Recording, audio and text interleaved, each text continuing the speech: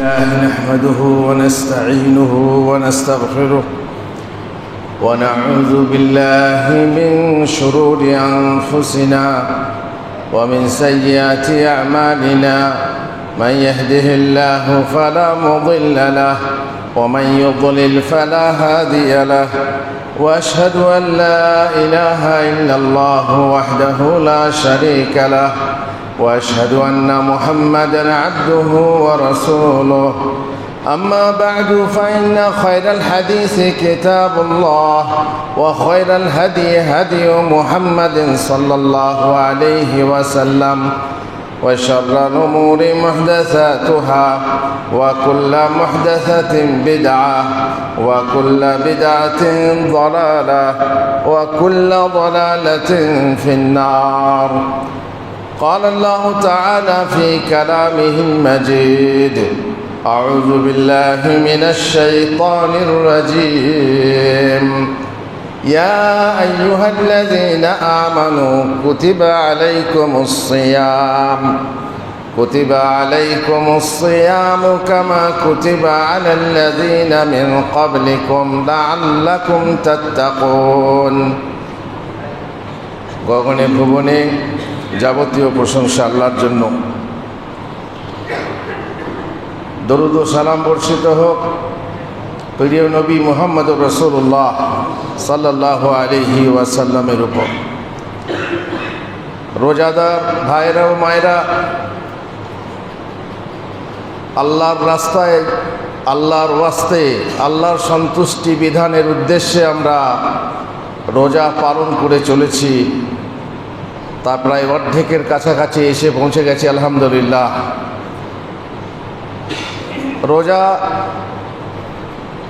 কেন আমরা পালন করছি? রোজা পালন করে লাভটা কি?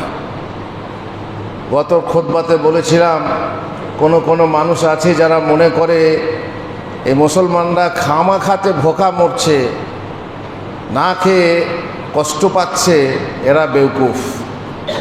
তুমি রোজা রাখোনি, বলছে না আমি ওদের মতো বেউকুফ নই। আমরা কি সত্যিই বেউকুফ? আমরা রোজা রেখে কি বেউকুফি করছি? আমাদের কি মাথা মুন্ড কিছু নেই? এত শত সহস্র সারা বিশ্বের কোটি কোটি মানুষ রোজা পালন করছে, আর একটি মানুষ বলছে আমি বেউকুফ নেই। মানে সেই সারা বিশ্বে পণ্ডিত আর বাকি মানুষগুলো বেকুব। আল্লাহ মুস্তাআন, হাসবুর আল্লাহ নি'মাল ওয়াকিল। মুশকিল হচ্ছে এই, সে হচ্ছে বেঈমান। যার ঈমান নেই সে হচ্ছে নাস্তিক। যে আল্লাহকে বিশ্বাস করে না, সে আল্লাহর বিধানকে বিশ্বাস করে না, কোরআনকে বিশ্বাস করে না, নবীকে বিশ্বাস করে না, সেই মানুষই এই কথা বলতে পারে। আমরা যারা বিশ্বাস করি, আল্লাহকে বিশ্বাস করি, তার কিতাবকে বিশ্বাস করি, নবীকে বিশ্বাস করি, নবীর হাদিসকে বিশ্বাস করি, তারা নিশ্চয়ই আমরা জানব যে আমরা বেকুফ নই, আমরা হচ্ছি বাউকুফ। আমরা রোজা এমনি পালন করি না, রোজা পালন করাতে একাধিক লাভ আছে। চলুন আমরা দেখি কি কি লাভ আমরা সেই রোজা রেখে পেতে পারি। রোজা রাখা অবস্থায় রোজাদারের যে মুখের দুর্গন্ধ, সেই দুর্গন্ধ খালুফু ফামি সাইম বলা হয়। আতিয়াব ইনদাল্লাহ মিন রিহিল মিস্ক। আল্লাহ তাআলার কাছে সেই দুর্গন্ধটা কস্তুরী অপেক্ষা, মিস্কে আম্বার অপেক্ষা বেশি সুগন্ধময়। আল্লাহ তাআলা পছন্দ করেন। কেন? তার সন্তুষ্টির জন্য রোজা রেখে আমাদের মুখের দুর্গন্ধ হয়েছে। এই দুর্গন্ধটা তার কাছে দুর্গন্ধ নয়, তার কাছে হচ্ছে সুগন্ধ। আমি একবার বলেছিলাম, আর তার মানে এই নয় তাহলে বেশি বেশি দুর্গন্ধ করে রাখো, মিসওয়াক করো না, বা রাতের বেলাতে ব্রাশ ব্যবহার করো না, তা নয়। তুমি চেষ্টা করবে তোমার মুখে দুর্গন্ধ দূর হোক, যেহেতু তোমাকে জামাতে আসতে হবে। এই জন্যে জামাতে কাঁচা পেঁয়াজ রসুন খেয়ে আসা নিষেধ, বিড়ি সিগারেট খেয়ে আসা নিষেধ। আমাকে মুখে দুর্গন্ধ করে সমাজে আসতে হবে। বা ইন্নাল মালাইকাতা তাতাআজ্জা মিম্মা ইয়াতাআজ্জা মিনহু বানু আদম। মানুষ যাতে কষ্ট পায়, আদম সন্তান যাতে কষ্ট পায়, তোমার মুখে গন্ধ, হারিসের গন্ধ থাকলে তার সাথে মুখোমুখি কথা বলা ভারী কঠিন হয়, তার স্ত্রীও মুখ ফিরিয়ে নেয়। তো মানুষ সেই দুর্গন্ধে কষ্ট পায়, ফেরেশতা কষ্ট পান। এই জন্যে জামাতে এলে খবরদার মুখে, গায়ে, শরীরে, কাপড়ে, বগলে দুর্গন্ধ নিয়ে এসো না। মসজিদে এলে পরিষ্কার পরিচ্ছন্ন হয়ে, এই জন্য জুমার দিনে গোসল করাকে মাস্ট করা হয়েছে, জুমার দিনে আতর ব্যবহার করাকে সুন্নত করা হয়েছে, যাতে তোমার দুর্গন্ধ অন্য কেউ না পায়, কষ্ট না পায়, ফেরেশতা কষ্ট না পান। আল্লাহর কাছে এই দুর্গন্ধ বড় সুগন্ধ। কেন?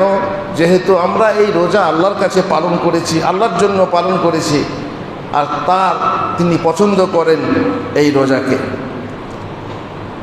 নম্বর 2, রোজাদারদের জন্য রয়েছে দুটো খুশি। লিসাইমি ফারহাতানি ইয়াফরাহুহুমা, রোজাদারের জন্য দুটো খুশির বিষয় রয়েছে, আনন্দের বিষয় রয়েছে। এক হচ্ছে ইনদাল ইফতার, ইফতারির সময় খুশি। কেন? খাবারের সময় এসেছে। আর যত খুশির সময় কাছে আসে, আগে আসে, শুভ সময় যখন সামনে আসে, যত কাছে আসে তত আনন্দ লাগে। সেই খাবারের জন্য উদ্বিগ্ন থাকি, আগ্রহী থাকি, যার ফলে আনন্দিত হই। যদি একা খাই, ছেলে মেয়ে নিয়ে খেলে আরও বেশি আনন্দ লাগে, সমাজকে নিয়ে খেলে আরও বেশি আনন্দ লাগে। আর সবাই আমরা জানি, যা খেয়ে আনন্দ তার চেয়ে খাইয়ে বেশি আনন্দ। নিজে খেলে যে যতটা খুশি হয়, যদি আমার সামনে আমার ছেলে মেয়েকে খাওয়াতে পারি, আমার স্ত্রীকে খাওয়াতে পারি, তাতে মনের আনন্দটা বেশি হয়। আমি নিজে পুরনো কাপড় পরি, কিন্তু আমার ছেলে মেয়ে যদি নতুন পরতে পারে, আমার মনে খুশি বেশি হয়। সমাজকে, তারপরে দূরের আত্মীয় সমাজকে যদি আমি খাওয়াতে পারি, পড়াতে পারি, তাতে আনন্দ বেশি হয়। ইফতারের সময় ইফতারি করান, যদি আপনি ইফতারি করান ডবল রোজার সওয়াব পাবেন। আর যে ইফতারি করবে তার স্বভাবটাই পাবে তা নয়, তার স্বভাব তার আছে। অনেকে মনে করে ইফতারি খায় না পরে, কেন? সারাদিন কষ্ট করে রোজা রাখলাম, স্বভাবটা ওকে দিয়ে দেবো। বোকা মানুষ এগুলো। আরে তোমার একটা পয়সাও যাবে না স্বভাবে, তোমার স্বভাবটা তুমি পুরোই পাবে। বরং যার কাছে ইফতারি করলে, যার ইফতারি করলে, সেও একটা রোজার স্বভাব পাবে। সুতরাং এই বোকামি বোকা মানুষরাই করে, বোকা মানুষরাই বলে থাকে অন্য কারো ইফতারি খাওয়া যাবে না, তাহলে সবটা সেই নিয়ে নেবে। এই যে খাইয়ে আনন্দ, এই আনন্দটা আজকাল আমাদের গ্রামে হয়তো মা বোনেরা বলবে সব ঘরে ঘরে ইফতারি, বা কাকে ইফতারি করাবো। দেখুন, ঘরে ঘরে ইফতারি হলেও কিন্তু সবাই এটাই ইফতারি করে না, বাড়ির তরফ থেকে কিছু না কিছু করা হয়। একটা ভালো খাবার তৈরি করলে আপনার ভাই যাকে বলে, আপনার যাকে বলে, আপনার প্রতিবেশিনী যাকে বলে, তাকে দিয়ে পাঠান। ভাইকে খাওয়ালেও ডবল রোজার স্বভাব হবে, বন্ধুকে খাওয়ালেও ডবল রোজার স্বভাব হবে, প্রতিবেশিনীকে খাওয়ালেও ডবল রোজার স্বভাব হবে। তো ইফতারি আছে ঠিকই, কিন্তু ইফতারির মাঝে যদি একটা ভালো জিনিস করেছেন, মাশাআল্লাহ, আমি জানি না ভালো না মন্দ, অনেক সময় নিম ছেচকি গিফট আসছে। নিম ছেচকি তেতো, জানি না সেটা খাবার না ওষুধ। এখন আম হয়ে গেছে গ্রামে, এখন আমি খাই না, আমি করিও না, আমার কাছে গিফট আসছে, আলহামদুলিল্লাহ, তারও ডবল সওয়াব। যেমনভাবেই হোক, ইফতারি করাতে যে সওয়াব আছে, কি বলে আনন্দ আছে, সেই আনন্দ নেওয়ার জন্য আনন্দকে উপভোগ করুন। আর একটা আনন্দের সময় আসছে, যখন আপনি ইনদা লিকায়ে রাব্বিহি, আপনি আপনার রবের সামনে যাবেন, রোজা নিয়ে উপস্থিত হবেন, তার যে সওয়াব তিনি বলেছেন আমি নিজে দেব, সেই সওয়াব পাওয়ার সময় আপনি এত খুশি হবেন, এত খুশি হবেন যে বলার শেষ নেই। এই দুটো খুশির কথা মুহাম্মদুর রাসূলুল্লাহ সাল্লাল্লাহু আলাইহি সাল্লাম নিশ্চয়ই ওহী প্রাপ্ত বাণী থেকে আমাদেরকে বলেছেন, খবর দিয়েছেন। নম্বর 3, রোজা রেখে লাভ কি? আর রোজা কি বলে, আস-সাওমু ইউকসিবু আত-তাকওয়া লাআল্লাকুম তাত্তাকুন, রোজা রেখে লাআল্লাকুম তাত্তাকুন আমাদেরকে পরহেজগার বানায়, আমাদেরকে মানুষের মতো মানুষ বানায়। ইন্নাল্লাযীনা আমানু ওয়া আমিলুস সালিহাতি উলাইকা হুম খায়রুল বারিয়াহ। ঈমান এনে নেক আমল করলে সেই হয় এই সারা সৃষ্টির শ্রেষ্ঠ। সারা সৃষ্টির শ্রেষ্ঠ হতে যেসব কাজের দরকার আছে ঈমান এবং আমল, আমলের মধ্যে একটা কাজ হচ্ছে রোজা। এই রোজা আমাদেরকে মুত্তাকি বানায়, পরহেজগার বানায়। আলহামদুলিল্লাহ, ভালো মানুষ হতে রোজার দরকার আছে। ও তখন বাউকুব বলবে যে কই কত রোজাদার আছে, এই করে সেই করে, কত রোজাদার চুরি করছে, কত রোজাদার এই প্রতারণা করছে, কত রোজাদার এই করছে সেই করছে। বলতে পারো সে তো সবাই হবে এটা জরুরি নয়, সবাই যে হবে সেটা জরুরি না। তার ইমানের কমতি আছে, ইমানের কমতি রেখে যদি সে করে তাহলে তো তাকে বলার কিছু নেই। যেটা ঘটবে সেটা হচ্ছে বাস্তব এটা যে আল্লাহর জন্য প্রকৃতপক্ষে রোজা রাখবে তার মধ্যে তাকওয়া আসবেই আসবে। তাকওয়া এই রোজা আমাদেরকে দেয়। আর 4 নম্বর হচ্ছে এই রোজার মধ্যে আমাদের আল্লাহ এবং তার রাসূলের আনুগত্য রয়েছে। আল্লাহ এবং তার রাসূলের আনুগত্য রয়েছে। আর সেই আনুগত্য করে নিশ্চয়ই লাভ আছে। আল্লাহ রাসূলের আনুগত্য বিশাল জিনিস। অতএব তার মধ্যে আমাদের এই উপকার লাভ হয় যে আমরা আল্লাহ রাসূলের আনুগত্য করতে পারছি, এটা একটা বিশাল লাভ। 5 হচ্ছে রোজাদারের দোয়া কবুল হয়। রোজাদারের দোয়া কবুল হয়। কোন সময় কবুল হয়? সব সময় কবুল হয়। রোজা অবস্থায় থাকলেই রোজাদার যখন দোয়া করবে, আল্লাহ তুমি আমাকে এই দাও, আল্লাহ তুমি আমাকে এই দাও, আল্লাহ তাআলা শুনবেন। কারণ আল্লাহর ওয়াস্তে আমি রোজা রেখেছি। মানুষের কাজ করে দেওয়ার অবস্থায়, মানুষের ক্ষেত্রে বলছি, আপনি একটা কাজ করছেন, মানুষের কাজ করে দিচ্ছেন, আর সেই সময় যদি বলছেন ভাই আমার এইটা হলে ভালো হতো, এটা পাওয়ার বেশি আশা থাকে, আশাব্যঞ্জক, যেহেতু তার কাজ করে দিচ্ছি, তার জন্যে আমি এই কাজটা করছি, তখন একটা আশা থাকে যে আমি এই সময় চাইলে পাবো। আমরা আল্লাহর জন্য রোজা রেখেছি, আল্লাহর জন্য এই কষ্ট বরণ করেছি। আর রোজা রাখার কি বা জ্বালা, কি বলে এই জঠরের কি বা জ্বালা, রোজা রেখে দেখলে জঠরের কি জ্বালা, কি যন্ত্রণা। সারাদিন যদি না খেয়ে, পয়সার জন্য যদি খেতে না পেয়ে যে কষ্ট দেখতে চাও, রোজা রেখে দেখো। এই রোজা রেখে আমরা জঠরের জ্বালা অনুভব করি।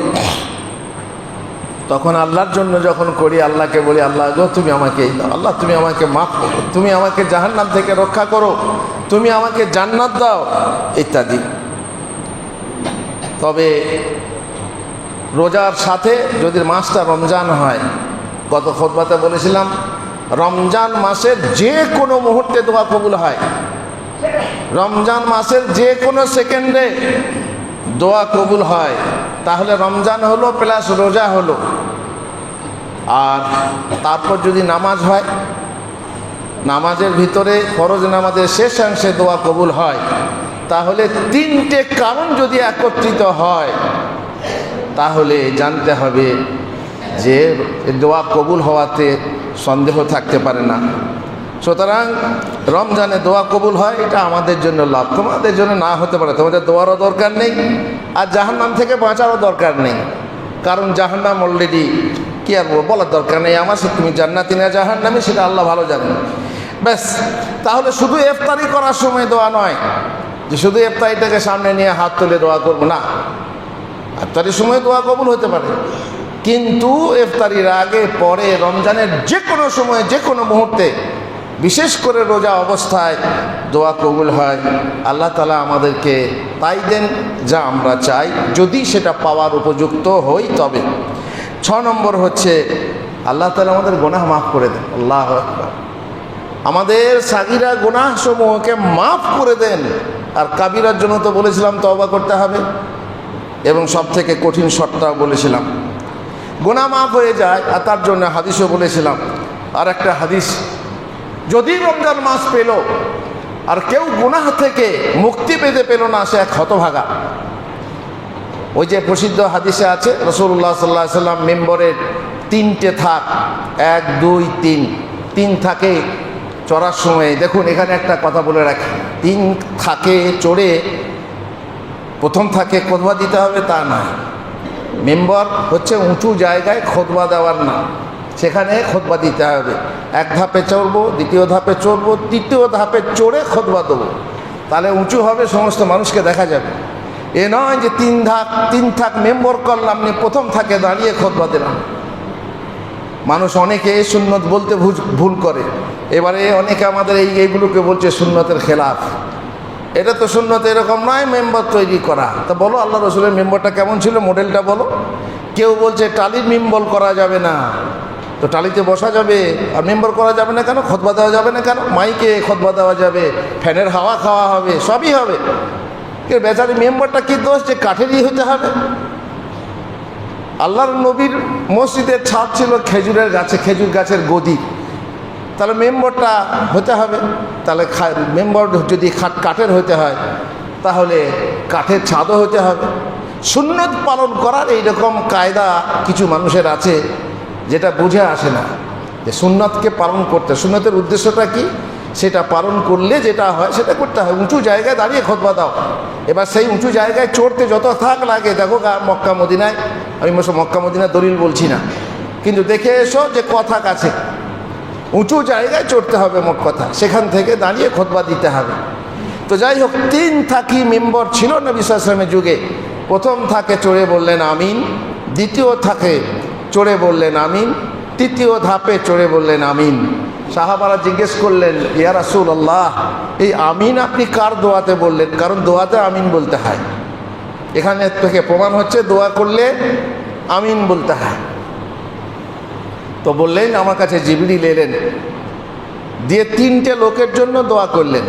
আসলে দোয়া নয়, বদদোয়া। সেই দোয়াটা আসলে বদদোয়া, বদদোয়াটাও দোয়া। প্রথম বদদোয়া হলো তার জন্য যে তার মা বাপকে জীবনে পেল অথচ জান্নাতে যেতে পারল না। সে দূর হোক হতভাগা সে।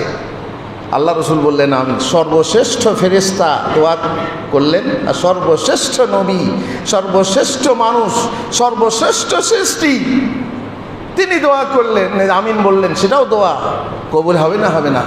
মা বাপকে পেলে অথচ জান্নাতে যেতে পারলে না। নম্বর 2, যে ব্যক্তি আমার নাম শুনলো, নবীর নাম শুনলো, অথচ দরুদ পাঠ করলো না, সে দূর হোক। তখন আমি আমিন বললাম। তার মানে নবীর নাম শুনে যখনই নবী রাসূলুল্লাহ মুহাম্মদ আহমদ সাল্লাল্লাহু আলাইহি ওয়াসাল্লাম বলতে হয়। এগুলো অনেকে কৃপণ, বখিল, খুব বখিলি করে। প্রশ্ন করছে বারবার, মনে মনে নামাজ পড়লে হবে না, মনে মনে কোরআন পড়লে হবে না, মনে মনে জিকির করলে হবে না? কেন, তোমার জিভে কি ঘা হয়েছে নাকি? ঠোঁটে কি ঘা হয়েছে যে ঠোঁটটা হেলাতে পারবে না? এত কষ্ট হচ্ছে জিভটা হেলাতে, ঠোঁটটা হেলাতে, যে মনে মনে পড়তে হবে? হবে না হবে সেটা আলাদা কথা, কিন্তু যেখানে পড়তে বলা হয়েছে পড়তে হবে। মুখ হিলিয়ে পড়তে হবে, ঠোঁট হিলিয়ে পড়তে হবে। চুপে চুপে পড়তে বলা হয়েছে চুপে চুপে পড়বে, সশব্দে পড়তে বলা হয়েছে সশব্দে পড়তে হবে। তো মোট কথা হচ্ছে রাসূলুল্লাহ সাল্লাল্লাহু আলাইহি ওয়াসাল্লামের নাম শুনলেই ছোট দরুদ সাল্লাল্লাহু আলাইহিস সালাতু ওয়াস সালাম, যে পড়ে না সে তো বড় বখিল, অন্য হাদিসে আছে। আর সে দূর হোক, হতভাগা সে, বঞ্চিত সে। আর 3 নম্বর হচ্ছে রোজা। রমজানের রোজা পার হয়ে গেল, রমজান মাস পার হয়ে গেল, অথচ যদি তার গুনাহ খাতা তার খাতাতে থেকে গেল, মাফ করাতে পারলো না, তার মানে সে হতভাগা, তার মানে সে বঞ্চিত, তার মানে তার রোজা ঠিক হয়নি, তার মানে তার রোজা কবুল হয়নি। এই জন্য তার জন্য রাসূলুল্লাহ সাল্লাল্লাহু আলাইহি ওয়াসাল্লাম আমিন বলেছেন যে এই হচ্ছে কথা। তাই মাফ হয়ে যায়, এমনি মাফ হয়ে যায়। আল্লাহ তাআলা মাফ করেন আমাদেরকে। আরও কিছু কথা আছে দ্বিতীয় খুতবাতে ইনশাআল্লাহ। বারাকাল্লাহু লি ওয়া লাকুম ফিল কোরআনিল আযীম ওয়া নাফা'নি ওয়া ইয়্যাকুম বিল আয়াতি ওয়া যিকরিল হাকীম। ইন্নাহু তাআলা জাওয়াদুন কারীমুম মালিকুম বারুর রাউফুর রাহিম।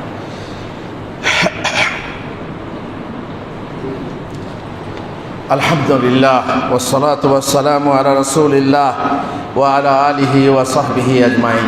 7 নম্বর হচ্ছে যে লাভটা হয়, আরে বেওকুফের দল, আমরা বেওকুফ নই। আমাদের ঈমান আছে যে মরণের পরে একটা জীবন আছে, তারপরে হিসাব নিকাশ আছে, বিচার আছে, আর সেখানে গিয়ে জান্নাত জাহান্নাম হবে।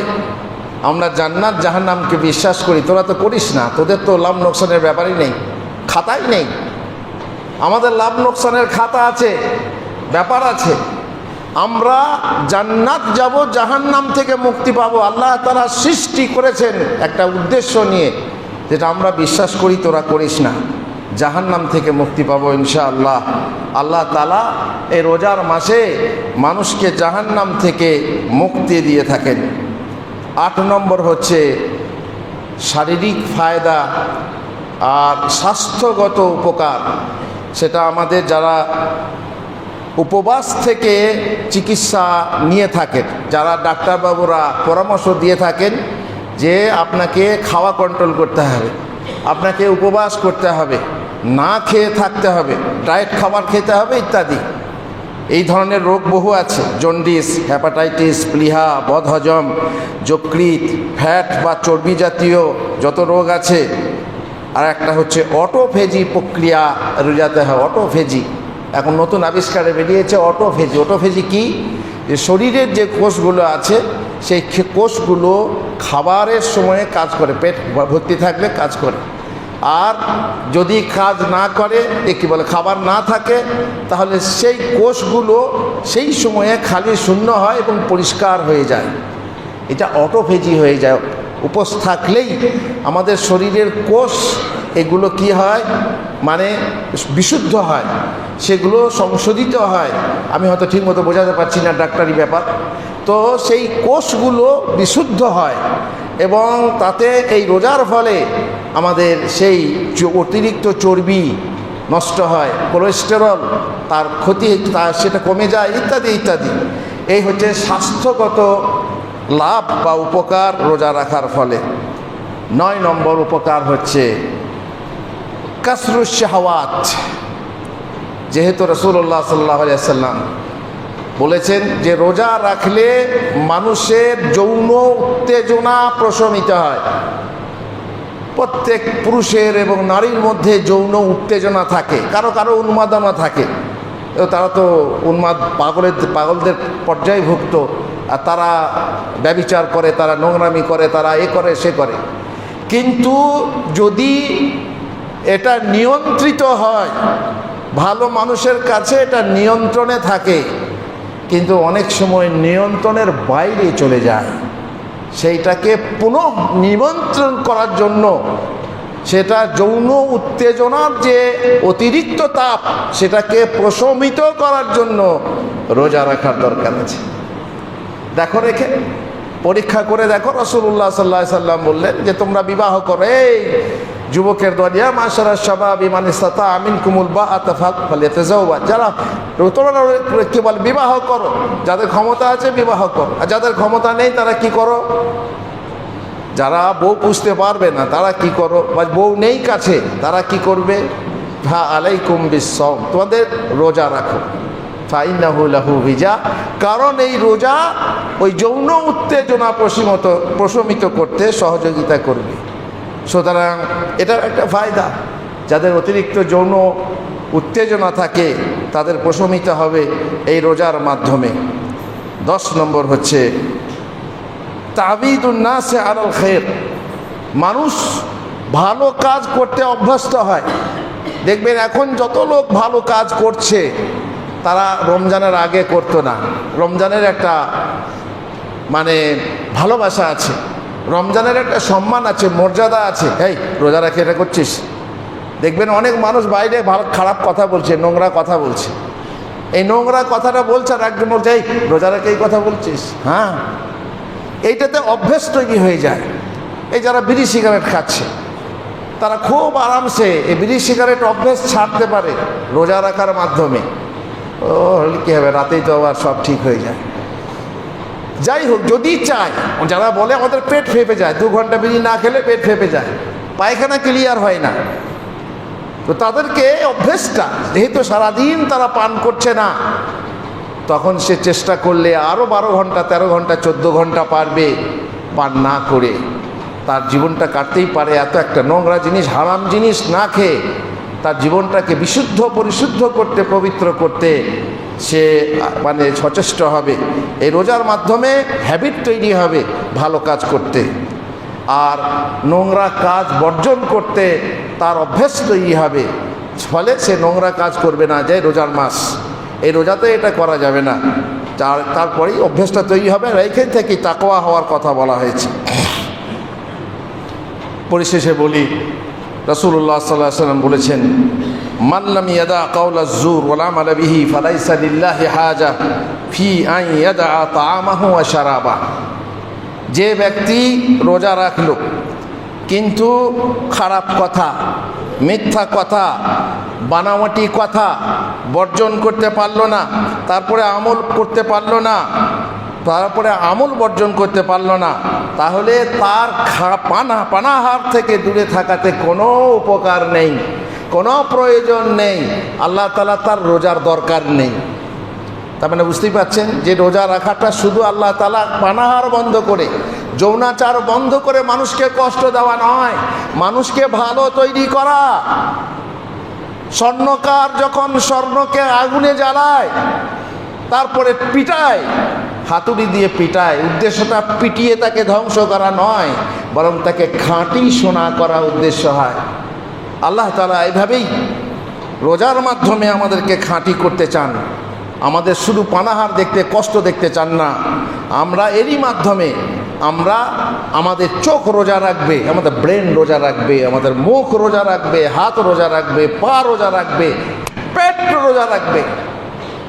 রোজা রেখেছি আবার হারামে ইফতার করছি, রাত্রে হারাম খাচ্ছি, তাহলে কোনো লাভ নেই, রোজাতে কোনো লাভ নেই। সুতরাং সাবধান। এই জন্য রাসূলুল্লাহ সাল্লাল্লাহু আলাইহি ওয়াসাল্লাম বলছেন, ফাইজা কানা সাওমি আহাদিকুম ইয়ানি ইয়াউম সাওমি আহাদিকুম ফালা ইয়ারফুস ওয়ালা ইয়াসখাব। রোজা যখন হবে, তোমাদের যখন রোজার দিন হবে, ফালা ইয়ারফাস, সে যেন অশ্লীল কথা না বলে। অশ্লীল কথা মানে যে কথা স্বামী স্ত্রীতে বলা হয়, সেই কথা যেন বন্ধুর সাথে বলো না, সেই কথা যেন গার্লফ্রেন্ড বেরিয়েছে আজকাল, তাদের সাথে বলো না। নোংরা কথা, অশ্লীল কথা বর্জন কর। ওয়ালা ইয়াসখাব, হই হুল্লো, চেঁচামেচি, যেটা আমাদের সাধারণত গ্রাম্য লোকেদের অভ্যেস। যেন হাট বসেছে, গরুর হাট না হয় সবজির হাট, মসজিদের ভিতরেও চেঁচাচিল্লি, আরে মসজিদ বাইরেও চেঁচাচিল্লি চলবে না রোজা অবস্থায়। এইভাবে চেঁচাচিল্লি, কেউ কথা বলছে, কেউ কাউকে নসিহত করছে, চিল্লাতে হবে? চিল্লানি, মেয়েরাও পর্যন্ত চিল্লাচ্ছে। মেয়েদেরকে বলছি এত কথা বলো না, খুতবা চলাকালে কথা বলা যাবে না। আর এই জন্যেই বলেছিলাম যে তোমাদের দাড়ি দেওয়া হয়নি যে তোমরা কথা বলতে, দাঁড়িয়ে চাওয়াবার সময় কথা বলতে মুখ কেটে যাবে, এটা বলেছিলাম, এভাবে কেউ বলেছে আর কি। তো যাই হোক, চুপ থাকতে হবে। বিশেষ করে খুতবা চলাকালে কাউকে চুপ বলাও যাবে না, এমন কথা বলা, নিশ্চুপ থাকতে হবে। রোজা রেখে নোংরা কথা বলা যাবে না, রোজা রেখে হই হুল্লোড় চিল্লা চিল্লি করা যাবে না। এমনকি তোমাকে যদি কেউ গালি দেয়, তাহলে গালির পরিবর্তে গালি দিতে পারো, কিন্তু তুমি অধম বলিয়া কি আমি উত্তম হইব না? তুমি যদি আমাকে একটা নোংরা গালি দাও, আমিও সেই নোংরা গালিটা দিয়ে, তাহলে তুমি আর আমার মধ্যে কি পার্থক্য হল? তুমি হলে রাখাল, আর আমি যদি ভদ্রলোক হই, তুমি রাখালি গালি দিলে, আমি যদি ভদ্রলোক হয়ে রাখালি গালিটা দিত, আমি তো রাখাল হয়ে গেলাম।